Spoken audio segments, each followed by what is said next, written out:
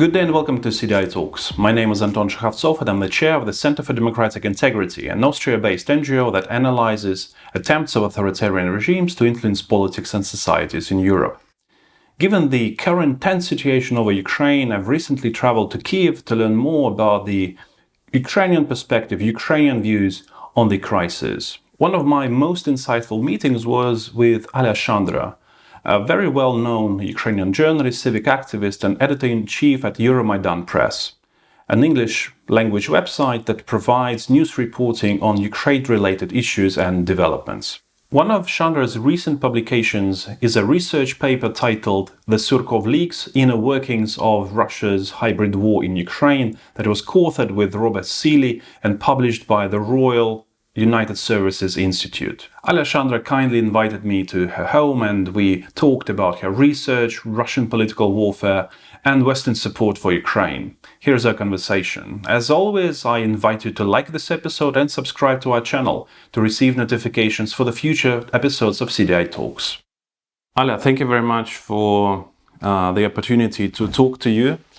I would like to ask you and start our conversation with the reference to one of your publications about Surkov leaks.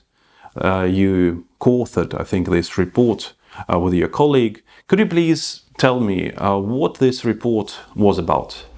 Well, thank you for the opportunity, Anton, to be on your show.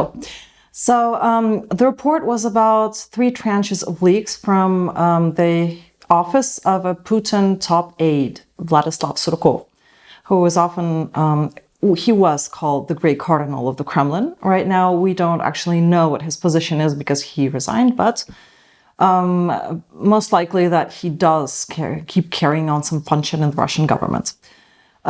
He is also known as the mastermind behind Russia's controlled democracy, as we see it now, where we have the visibility of free elections taking place, but they're not really free. We have the visibility of a free political system, but we also know that it's not really free and that decisions are made by basically one person and his close circle. So Vladislav Surkov is often credited with the person who made this system possible.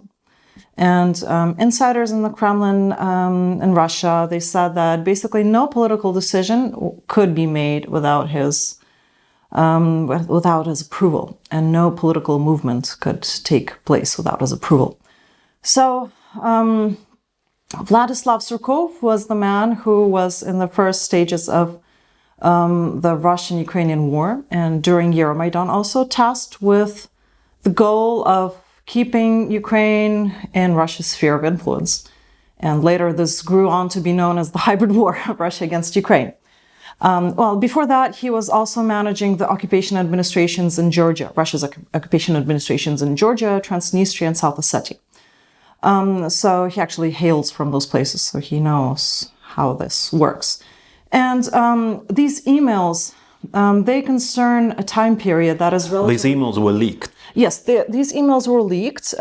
Well, they were not actually leaked, but they came from, allegedly from a hack of Ukrainian hackers into Surkov's office. And they actually, 2 tranches are from Surkov himself. One is from his official Kremlin email. The other one is from his Mail.ru email. And their third one contains 2 tranches. It's one of his assistant, Inna Lardzinba. And the second one is from the emails of a major Kremlin agent in Ukraine, Alya Alexandrovska, the leader of the Kharkiv communists, former leader before the party was banned. Despite these emails being covering a time period that is relatively far away from us, 2013, 14, 15, and a little bit 16, they are extremely valuable for understanding what is going on today because they are empirical evidence of how the Kremlin thinks, how it wages its political campaigns in Ukraine, how it manages occupation administrations, and what this hybrid war is actually about. What are the major takeaways from these Surkov leaks? Is there anything in those leaks or in those hacks that can give us a better understanding of the current situation that Ukraine finds itself in. Right. Well, if we are to refer to this weekend's announcement by the United Kingdom government that it allegedly exposed a plan to instill Russia's plan to instill a Kremlin-loyal government in Ukraine that will be headed by a Ukrainian MP, ex-MP. There are actually very many ways that we can interpret this based on the Surkov leaks. Very many people in Ukraine saw this announcement as absurd because Murayev is a very minor political figure. And basically, he does not have rating, and it's the news from Britain. It was scoffed at by many Ukrainian activists and journalists. But the thing is that what we see from the Surkov leaks is that the Kremlin does not actually make its bets on the major pro-Russian political party. It made this mistake in 2013 when it placed its bets on the Party of Regions, that eventually stopped implementing the Kremlin's desires. It actually went ahead with the Euro integration, with Ukraine's Euro integration and this association agreement. So it stopped becoming loyal. And then in the Kremlin, thought originated that we should not put all of our eggs in one basket. And we see in the Surkov leaks that the Kremlin places its bets really on very minor political figures, helps them conduct their election campaigns. And Murayev, it's very plausible that Murayev is actually such a figure and that he is part of the Kremlin's wide-scale campaign to subvert Ukraine and drag it back into Russia's sphere of influence. Many commentators saw this news as evidence that the Kremlin is very detached from Ukrainian realities, that it is putting its bets on a pro-Russian figure. But from the Surkov leaks, we see that Russia is not actually that ignorant. It is not... and it is not naive about Ukraine. It understands after 2014, after the Euromaidan revolution and the failure of the so-called Russian Spring in Ukraine, we see that Russia comes to an understanding that the possibilities for a swift return of Ukraine into the Russian sphere of influence, it's very limited. The public opinion has swung the other way. But at the same time, we see that despite this understanding, Russia knows that it has to prepare for the inevitable time when the pendulum starts to swing the other way. And we are basically witnessing now Russia's preparation actions while it is awaiting the swinging of the pendulum in the other direction. And we see in the Surkov leaks that Russia exploits every single weakness of Ukrainian society that it can find to bolster support for, if not an overtly pro-Russian agenda, but at least for a Eurosceptic agenda, at least for an anti-Euro-Atlantic agenda of Ukraine, anti-Ukrainian nationalism agenda, anti-independence agenda, basically, yes. My own idea is that for Russia, probably for Putin's Russia, an overtly pro-Russian leader in Ukraine would be quite problematic because it will antagonize, well, quite a significant part of the Ukrainian population. I think the more useful head of the Ukrainian state, from the Russian perspective, would be a person who would declare neutralist agenda in foreign policy, saying like, we don't want to be with Russia and we don't want to be with NATO or the EU. We want to be completely independent. And this is, this Euroscepticism, this worked well, yes, or works well, yes, for example, in the European Union. Yes, exactly. And that is actually the thoughts that Murayev officially espouses. He actually says that Ukraine must be independent. Right now, it's not independent, he says. It is under an so-called external governance by the West. And this thought, as absurd as it may seem to some, it is actually quite popular. According to some recent sociological polls, roughly 50% of Ukrainians believe that Ukraine is actually under external governance by the IMF, because Ukraine receives credits from this institution. And it's actually a very popular idea. And Murayev positions himself as actually not pro-Russian. I mean, that was his excuse when he was asked, like, look at me, I'm under Russian sanctions. I'm a Ukrainian patriot. I just want the independence of Ukraine. Our paths, our views on Ukraine with Russia diverge.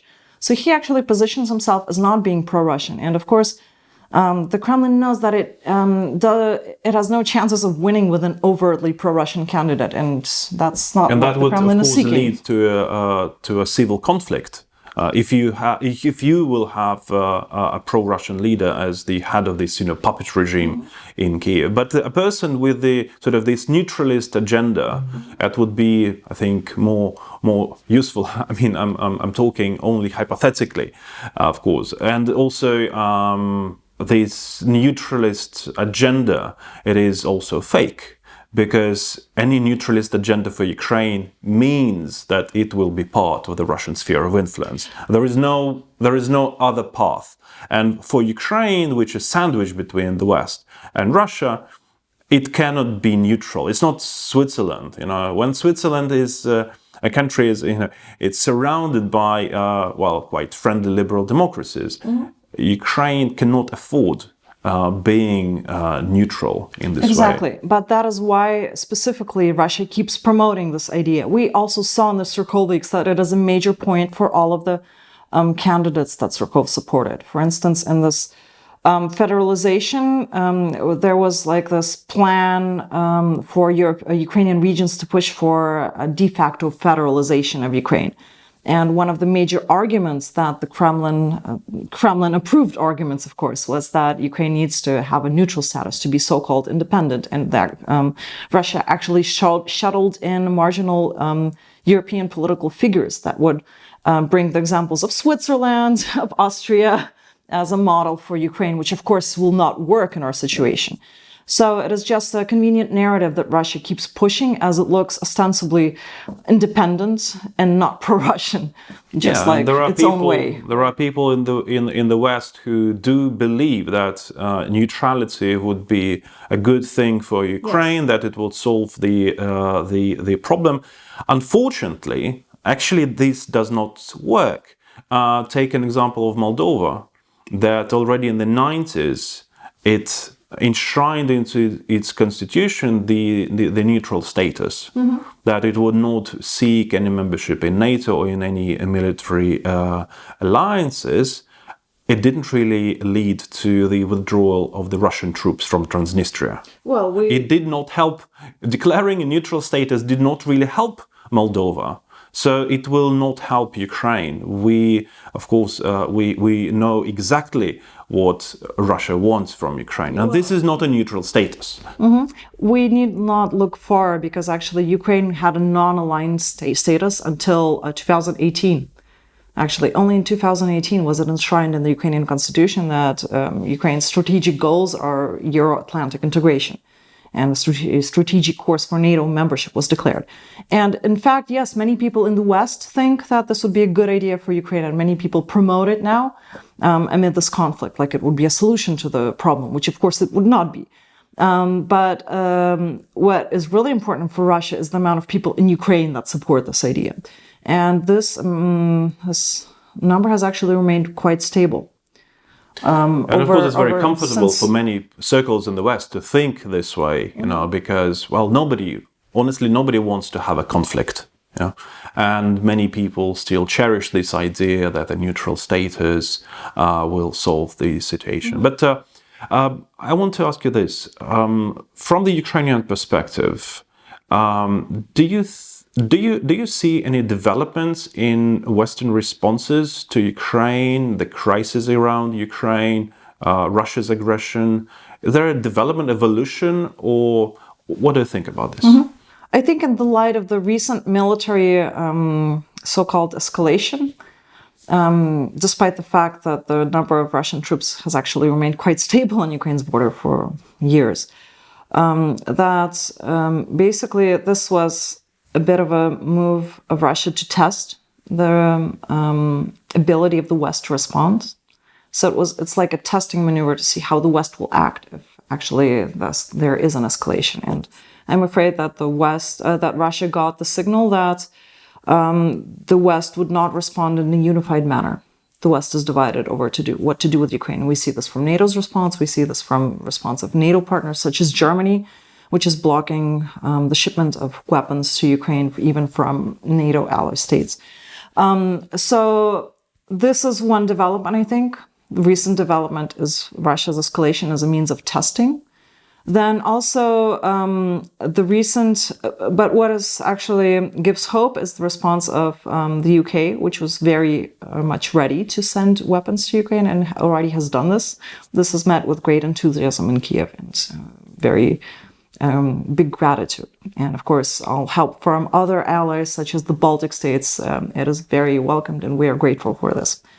And also, over all of these years, the West has acted rather predictably to Russia's aggression. We condemn something, we express great concern, we maybe mull some additional measures and sanctions, but we actually don't adopt them, or if we adopt them, they're very limited, and then it all continues. So the question is, have we actually done anything to surprise Russia? Have we done anything to keep Russia on its guard and to say that we are ready actually to respond, that we are ready to take the lead? And I see the recent publication of coming from the United Kingdom about this exposed plan, whether it is real or not, whether it is whether Russia is really betting on this plan as the number one thing or not. It sends a signal to Russia that we are watching you, we are ready to respond, and we are ready to act preemptively to expose your actions. And I think this is really great. This is it's a very promising development in this hybrid war because, as we know, in hybrid war, the side with the highest degree of reflex wins. What I mean by the highest degree of reflex is that the side that knows more about its opponent wins. The side that knows more about how its opponent thinks and how it makes its decisions wins. And I see this very encouraging development actually in this activity from the United Kingdom. And that has taken up the steering wheel, I guess, of the Western response. Talking about surprises for Russia, I think that many in the West would agree that the fact that the sanctions hold right now, imposed on Russia for the aggression against it, this is a huge surprise. Because if you remember after August 2008, when Russia invaded Georgia and, well, essentially occupied or reoccupied Abkhazia and South Ossetia, there were no sanctions. No sanctions whatsoever. While these sanctions imposed in 2014, they keep being extended for already 8 years. And this is a huge surprise. With all the shortcomings of the West, with the limited response, I agree with you completely. But this is something that is very surprising for Russia. And I'm sure that back in 2014, Mr. Putin was surprised by the collective response of the West. I'm pretty sure that he did not expect the EU and the West in general to be that persistent in a way. Well, from what I've seen in the 2008 conflict in Georgia, Russia actually had the upper hand in the narrative. They managed to, the West wasn't as unanimous because they were not sure that Georgia was innocent. And in the Ukrainian case, I think Ukraine put a lot of effort into proving that it is the victim. And in fact, yes, it is very pleasant that the sanctions are still in place. But I have two remarks to make. One is that to cancel the sanctions, we need the agreement of all members of the EU. So, and since we have such anti-Russian members, as for instance the Netherlands, which actually one country can veto the extension of. They can veto the extension of the sanctions, but there are other instruments that EU can use to influence that country, so to speak. But to cancel the sanctions, that is quite an unlikely scenario. But the second point is that the sanctions as they are now, are they effective? Are they actually being held up? That is the question that I would ask. And given that the sanctions that were imposed after the 2014 occupation of Crimea were aimed to prevent Crimea's integration into Russia, look what we have now. We have the gas turbines working to provide, that were shipped by Siemens that are working to provide Crimea with electricity. Before Russia built these power stations, there were power outages all over the place. It was a big pressure on the population, and it did not allow the military sector to develop. Yeah. Then look what happened. The bridge, the Kerch Bridge that was built to connect Crimea with Russia. It was also built with the participation of Western companies, specifically companies from the Netherlands that know how to build on water.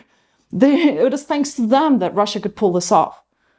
And now, regarding the water, just recently we also had a scandal with Grundfos Siemens turbines that were working to extract underground water for Russia. So I would say that all but the water problem of Crimea has been solved by Russia. So are these sanctions really effective? That is a question. No, that is a question that actually is being asked by the EU itself as it seeks to overhaul its sanctions policy. But that is another topic for conversation. Well, some in the West, some in the EU would say that the sanctions are not working, so let's lift them. Yeah, but this is, of course, I don't think it's the solution of the problem. With sanctions, with international sanctions, they have different objectives. One of the objectives of the sanctions is sending a signal. So in this sense, it's a signal saying that, well, we don't like what you are doing, and we are sending a signal. Yeah, this is one of the objectives. Another objective of the sanctions is to somehow alter the behavior of the state, and it's not an objective of the sanctions to say change the regime in Russia. It's just in the international sanctions, in all the description of the sanctions, it can never be an objective. It can never be an aim, the regime change. So many would say, of course, the problem with Russian aggression against Ukraine is the problem of the Russian leadership. Mm-hmm. But this is not. It cannot be an objective of the sanction to change the leadership. So. Sanctions are working in the sense that they are sending a signal, and the threat of further sanctions, of course, I think helped stop Russia back in 2014 and in 2015. Well, I think we can see from the Kremlin's incessant lobbying to have sanctions lifted that they are having an influence, yes, but regarding sending a signal, I think really the signal of sanctions works when sanctions are enforced. And unfortunately, the EU has to do a lot in order to have these sanctions be enforced. The member states vary greatly in their approaches, which we cannot say, for instance, for the US, which is very diligent in tracking down sanctions violations and issuing punishments and also warnings and clarifications.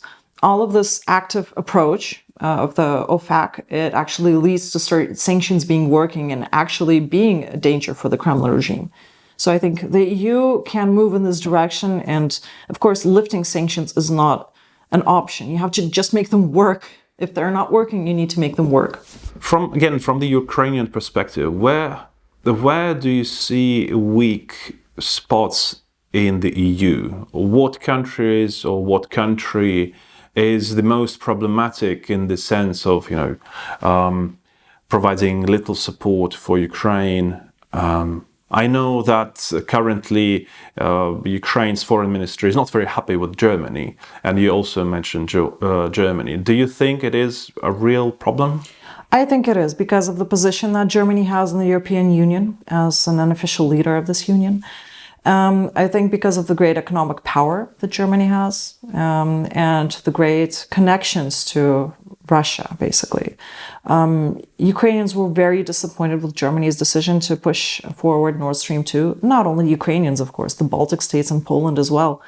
And I think really there's a great deal that we do not understand in Germany's approach.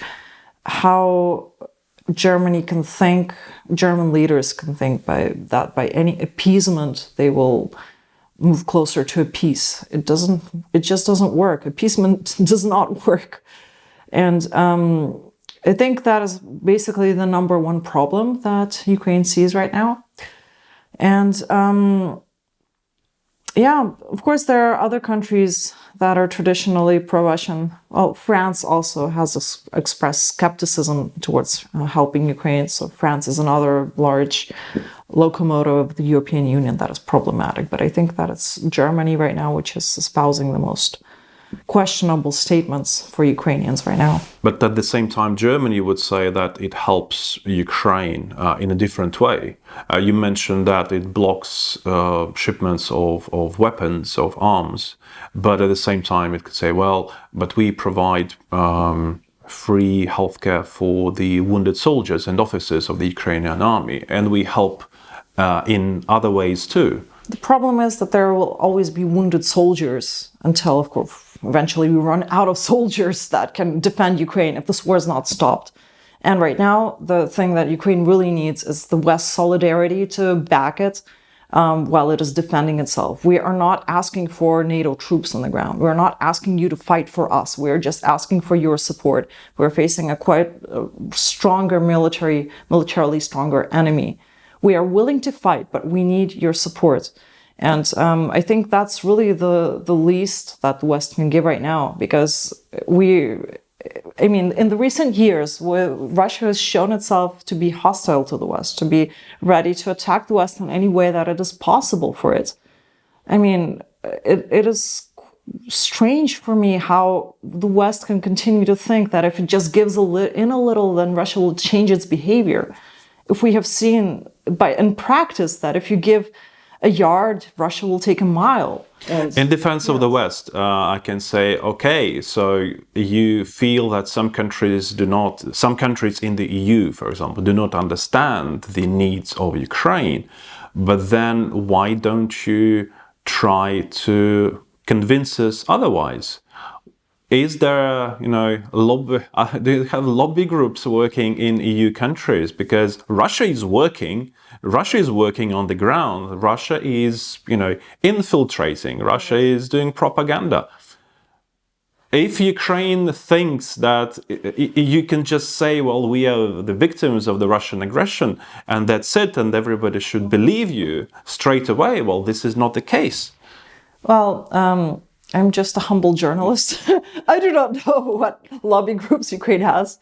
I know that since 2014... Of course it has lobbying groups. It has. Our diplomats have really been working overtime in the countries where they're stationed. I have seen this firsthand, how the workers of Ukrainian embassies do everything they can to communicate with the relevant agencies. We have also seen... if we can call Ukrainian civil society a lobby group, they are quite active in communicating with the West and holding different events and just trying to reach out. This is, of course, not the lobby groups of Russia, which have profound amount of money in order to influence and bribe and to get Western officials on their side and Western representatives. But it's like in the information sphere, it's a fight of David against Goliath, also in this lobbying perspective also. But I think a major argument that the West should consider when it thinks about whether to help Ukraine or not is to think about what would happen if Ukraine would fall under Russia's sphere of influence. Think about all of these strong military that is not really among the weakest in the world right now. We have a military that has grown really stronger in recent years. Imagine all of these resources and this land and people falling back into the Russian sphere of influence. How stronger would Russia become? The Western countries would feel this on their societies as well, because the territory of undemocracy, the territory of corrupt money, the territory of a resurgent Russia, it would grow as well. And if we are worried about an alliance of Russia and China in the long run, that would present a challenge to modern liberal democracies, then just think about if Russia would become stronger thanks to Ukraine and it would be drawn into, it would connect with China, then the West would have a much larger problem on their hands. And just saying that, of course, right now Ukraine will fight. that is evident. Ukraine is very willing to put up resistance to the aggressor, but we must also understand how the Russian hybrid war works. Right now, with all of this, all eyes being placed on the Russian troops and Russian troop movements, we are actually forgetting one thing. It is that Russia does not seek to occupy this territory. It cannot maintain and hold a territory. It seeks little by little to win Ukraine back into its sphere of influence by wearing it out, by cutting out its support from other countries, by boosting local pro-Russian politicians, by exacerbating any existing conflicts. Over 8 years, Ukraine has been a target for this relentless, really hybrid warfare that is wearing out our society. And each day we have to resist these Russian threats, and some of which come in the form of cyber attacks, some of which come in the form of paid protests, of propagandistic media, which all have the aim of changing the way Ukrainians think, changing the worldview, in order for instance, for Ukrainians to support a politician that would say, oh, I'm for an independent Ukraine, a Ukraine independent from the West and from Russia. But of course, in reality, this would not be an independent Ukraine. So right now, of course, this fight that Ukraine is fighting, right now it became visible thanks to these Russian troops. But in reality, it is a fight that Ukrainians have been fighting for over 8 years. And of course, it is very exhausting. And I really hope that the determination of my fellow Ukrainians will be larger than Russia's determination to conquer us.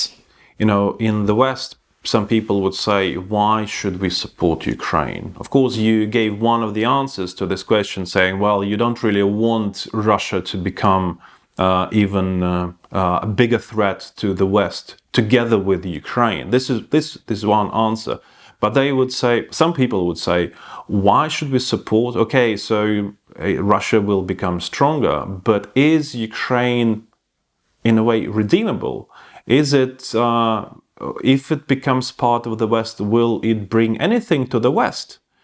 Because all alliances, they are based on the mutual interest. Of course, we know how Ukraine benefits from moving closer to the EU, to NATO, to the West in general. But what does the West what will it have from this development? What are the benefits? Well, I can understand why people in the West are asking this question when their news reports, they focus around the war and some horror stories about corruption, corrupt Ukrainian officials and war. And of course, I think the larger story of Ukraine over these 8 years since the Euromaidan revolution is largely being unseen, which we actually try to compensate for in Euromaidan press by illuminating the story of the larger picture, the larger story of Ukraine, what its society is going through, what it wants. And it is a story of a very painful recovery from a post-totalitarian society. A society that has been scarred by history and by its history of being in the Soviet Union, which is actually, it has a profound influence. It is just such a lesson for Western societies to learn how they should cherish their democracy and avoid any authoritarianism by all means, and how they should cherish the freedom that they have. We have a society that wants to build a functioning democratic country right here in the land where they live. They don't want to emigrate. They want to build a functioning society here. And just think about it. What is better for the EU, even if Ukraine does not become part of the EU? Is it better for the EU to have a malfunctioning pro-Russian mess on its borders? Or is it better for the EU to have a functioning democracy, resilient democracy, strong democracy on its borders? I think it's self-evident that the more stable, functioning, well-developed democracies there are in the world, the more stable and peaceful world it is. And the more opportunities there are for everybody to pursue happiness. So in a way, I think it's in the strategic interest for the EU if it is to develop and continue being this land of, how to say, well, for for Ukraine, it is a land of opportunity in a way also. Like the US has been called. The EU is seen as a land of opportunity. You go there and you start your life, pursue all the things you wanted to. I mean, because a functioning society, a functioning democratic society, it does offer its members unique opportunities that Ukraine also wants to build here. So in a democratic Ukraine is in the EU's interest. It is in Ukraine's interest. Even if Ukraine does not become part of the EU, it is still in Ukraine, in the EU's interest to have a strong democratic country on its border. And as an example of the determination of Ukrainian society to actually build a functioning country here, despite all the odds that they face, despite all the resistance of the post-totalitarian oligarchs and all of this dysfunctionality. We can see, for instance, the small group of activists that are pushing the anti-corruption and judicial reforms. They have faced so many obstacles in their path, but they do not give up. Each time that something goes wrong, each time that the government puts spokes in the wheels, they find another way, they continue because they believe in the future of their country. And I think that as long as there will be people like this here in Ukraine that are driving their country forward despite all the odds, then Ukraine will succeed. We just need a little bit of support at this crucial moment in time. On this very positive note, I want to thank you, Alya, for this conversation and wish best of luck in your work in the media space and elsewhere. Thank you. Thank you, Anton, and thank you for this opportunity. I'm delighted to be here. Thank you.